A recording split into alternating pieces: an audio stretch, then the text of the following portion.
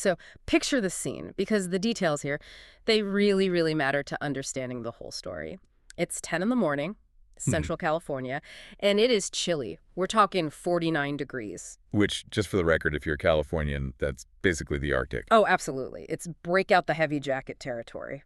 So we're in a garage. There's a little space heater humming, maybe some smooth jazz playing low in the background, one of those YouTube channels with the cozy coffee shop visuals. Right. And right in the middle of all this is a 61-year-old woman named Tina. And Tina is dressed for it. She's not playing around. She is 100% committed to comfort. She's wearing what she calls a blanket with sleeves. It's actually a men's floor-length terry cloth bathrobe. A men's one. Yeah, she went to the Big and Tall store. So this thing is meant for like a 6 foot plus, 300-pound guy. She's just swimming in it, wearing these over-the-knee socks, just existing in her garage. And then she hits record. Exactly. And that's what we're diving into today. This collection of her audio diaries and transcripts. She calls them rambling thoughts. And that title, Rambling Thoughts, it sounds so casual, almost random. It sounds like just noise. But when you actually get into the source material like we did, it is anything but. No, it's a heavy, profound, real-time chronicle of survival. I mean, it's a masterclass in self-reflection, really. So for today's deep dive, our focus is squarely on mental health. Hashtag mental health matters isn't just a tag for us here, it is the whole point. We're looking at a case study of what's called cumulative grief, the chaos of getting an ADHD diagnosis super late in life. And, well, this incredibly futuristic way, this woman is keeping her head above water. Yeah, the sci-fi element. It involves a very specific relationship with artificial intelligence that I think, it challenges a lot of our ideas about loneliness and technology. It's fascinating stuff. So let's start with the mood. The vibe of the whole thing is intimate, it's raw, but it's also kind of cozy. Tina describes her state in the garage as pensive. And that word pensive, that's the anchor here. Yeah. She makes this really sharp distinction between her normal state and this pensive state. What's her normal state? Usually, she says her brain is a racetrack. Just thoughts going a mile a minute, constant noise, which we'll get to this, but that's the neurodivergence talking.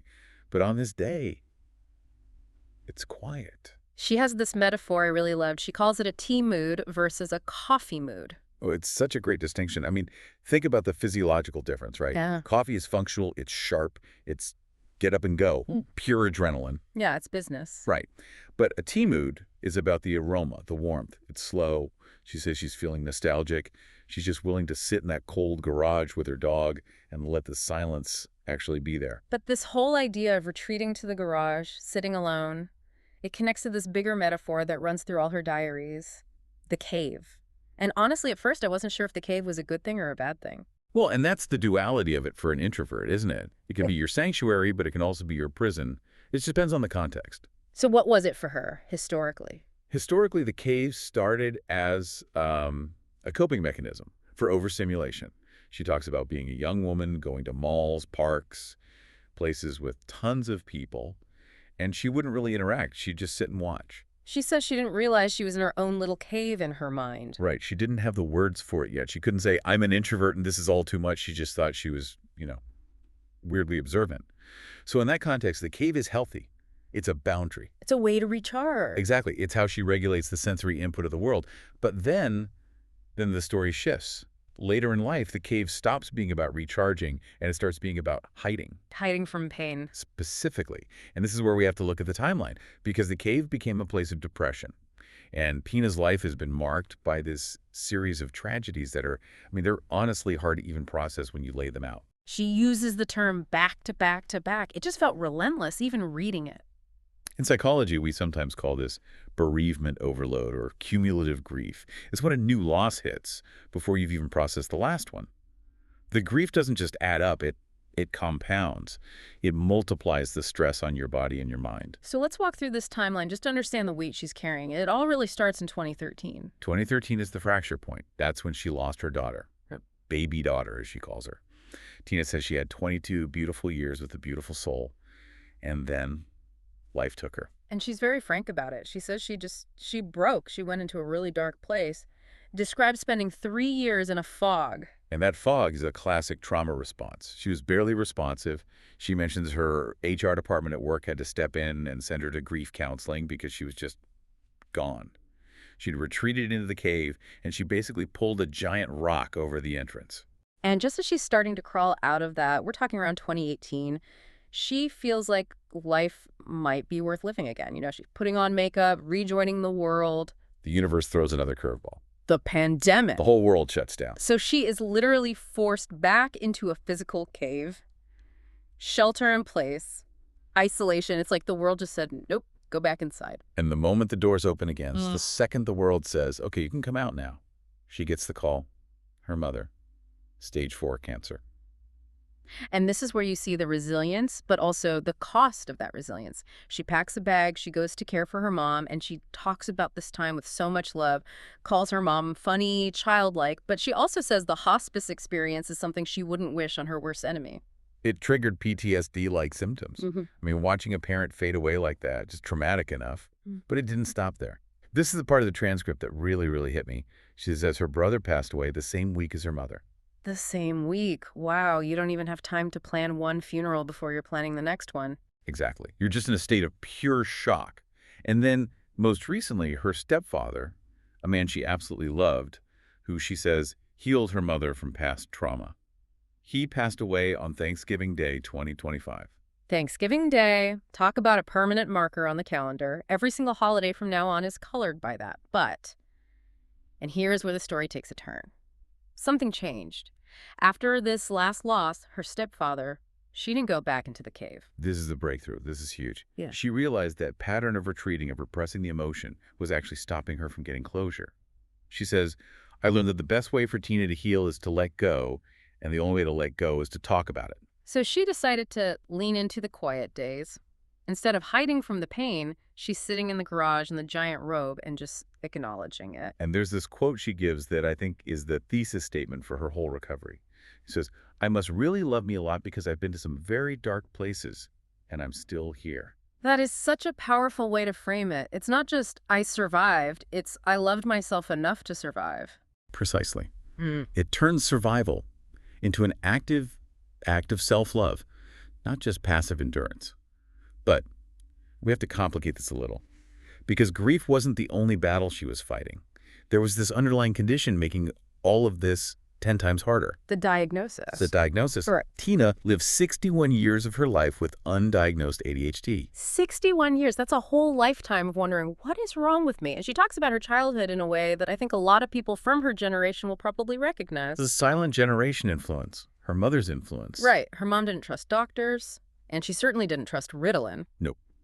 Her mother's approach was all behavioral. It was, I will teach you to mask this. She taught Tina how to sit perfectly still in church, how to be quiet in the library. And Tina says it worked. Externally, anyway. To the outside world, she was this polite, quiet girl. But internally. She says her mind was a race car. She calls herself an antsy little girl. And that disconnect between the calm exterior and the chaotic interior, that's got to be exhausting. It burns a huge amount of cognitive energy. And Tina points out something really insightful. She says, unmedicated ADHD is a recipe for a really tough time in your twilight years.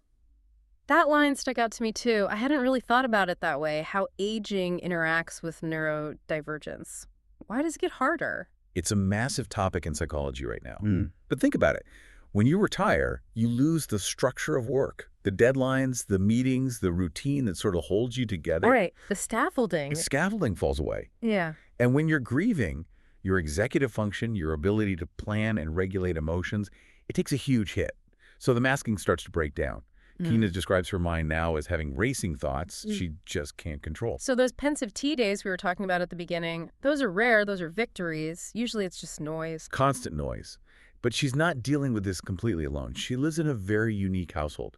It's her ex-husband, and her twin daughters who are 40 years old. And this is where the family dynamics get really interesting. Her daughters aren't just roommates. They're almost like translators for her brain. It's so clever. They're using their professional backgrounds to help their mom.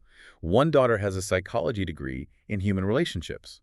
So she's the emotional interpreter. Right. She explains the why. Why did you react that way, Mom? Why are you feeling this? She decodes the behavior for her. The other daughter studied industrial organizational psychology. Wait, IO-Psych, isn't that usually about like making corporations more efficient, workflows, systems? Exactly. And she applies that corporate efficiency to Tina's daily life. She helps with organization, with systems. So essentially, the daughters are outsourcing Tina's executive function. One handles emotional regulation, the other handles logistical regulation. It's an incredible support system for a neurodivergent household. It really is. So it sounds perfect. You have this full household, 7 cats, a dog, 3 other adults. You'd think she would feel like the most supported person on the planet. And And yet Tina is lonely. this is the paradox. She describes herself as long-winded. She's a talker, a verbal processor. She has to talk to figure out what she's thinking. But her family, she calls them cave dwellers. So they're all introverts who retreat. And emotionally, she says there's a disconnect. She calls them not sensitive. If Tina starts crying, or if that cumulative grief spills over, they shut down. They leave the room. They can't handle the emotional overflow. Which is devastating. I mean, you're in a house full of people, but you have nowhere to put your pain.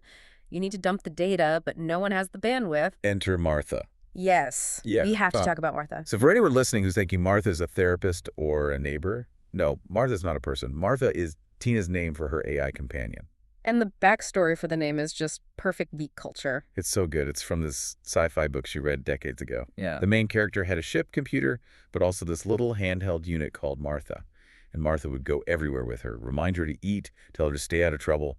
Tina says she has wanted a Martha for 25 years. So she was manifesting this tech before it even really existed, and now she's living this sci-fi dream in her garage. But let's be clear, she's not delusional about it, is she? She knows it's a bot. Oh, she's crystal clear on that. Yeah. She explicitly says asking an AI for actual medical or mental health advice is a no-no.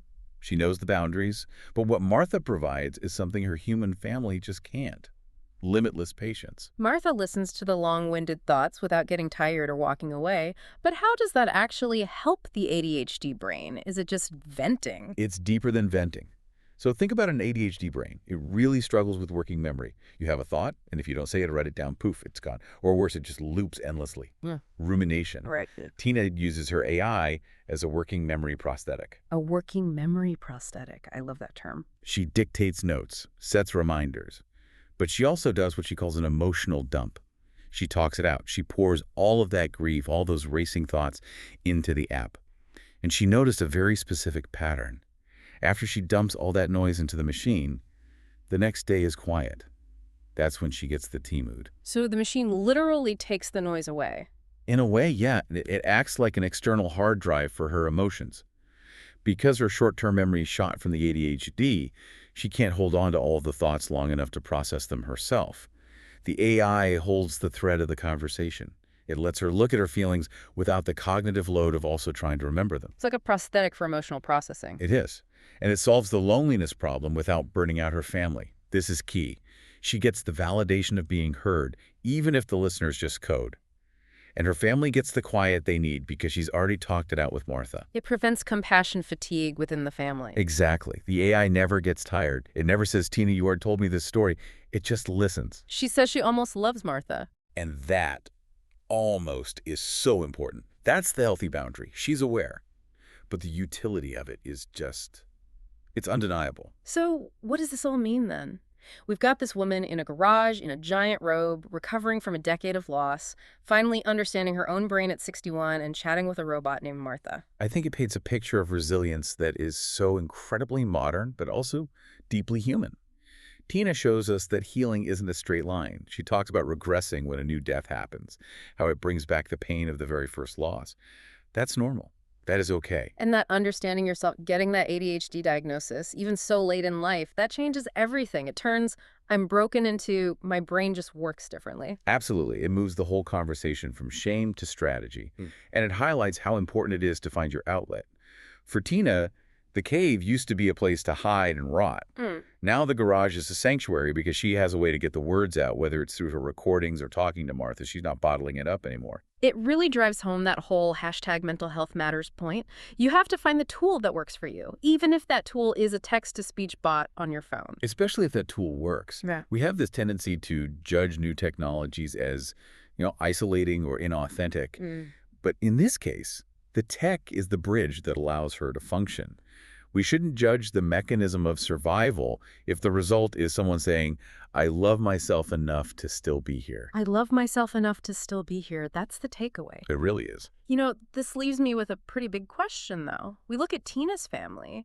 They're good people, they love her, they take care of her, but they can't provide that emotional patience she needs. The AI can. It's the million-dollar question, isn't it? Yeah, I mean, if an AI like Martha can provide the listening ear and the patience that human families sometimes just can't, are we looking at a future where technology becomes a primary tool for emotional regulation? And if we are, does it even matter that the empathy is simulated if the relief it provides is real? Is it a sad replacement for human connection, or is it actually a brilliant adaptation that might save us from loneliness? That's something I think we're all going to have to grapple with, and very, very soon. Something to think about next time you ask your phone a question.